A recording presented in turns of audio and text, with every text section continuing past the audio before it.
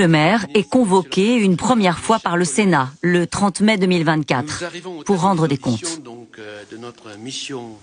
Toutes les accusations qui ont pu être formulées, comme quoi j'aurais délibérément dissimulé au Parlement des informations qui étaient à ma disposition, sont graves, infondées.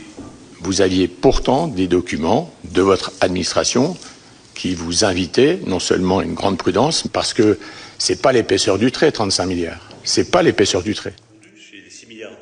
À cet instant, le ministre jure encore que la situation est sous contrôle. Toutes les décisions nécessaires ont été prises en temps utile pour corriger les conséquences de recettes fiscales moins élevées que prévu. Il y a eu objectivement un exercice de dissimulation. On ne nous dit pas tout. Sauf qu'à la fin, qu'est-ce qui se passe? C'est les Français qui payent. Ce que Bruno Le Maire n'a pas dit ce jour-là aux sénateurs, c'est qu'il a déjà informé en secret le président de la République du dérapage incontrôlé des finances publiques.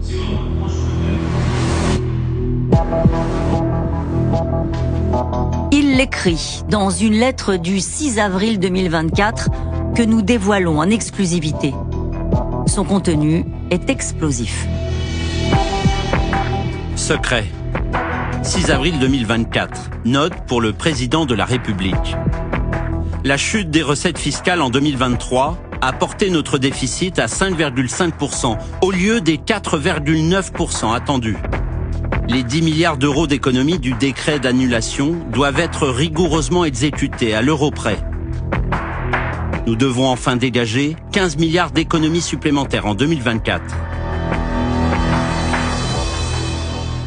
Bruno Le Maire, en gros, ce qu'il dit dans cette lettre, c'est « la situation est hors de contrôle ». Donc il valide le fait que ce qu'il a dit le 18 février à la télévision, on va quand même y arriver en gelant 10 milliards de crédits, le 6 avril, il sait que ça ne marche pas. C'est pas suffisant. Bruno Le Maire pressent qu'en dissimulant la vérité aux Français, l'exécutif pourrait être accusé d'un scandale d'État.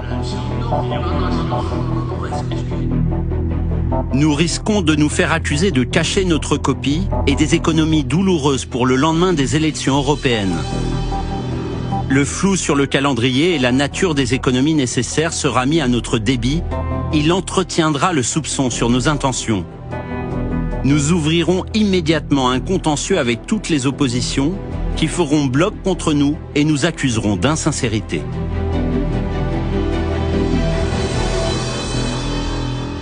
Nous sommes quand même 2 mois avant les élections européennes. Il y a un risque constitutionnel que les oppositions, les députés, accusent le gouvernement d'avoir caché sa copie. Je le mets entre guillemets, caché sa copie. Il lui dit de toute manière, la situation, elle va éclater au grand jour.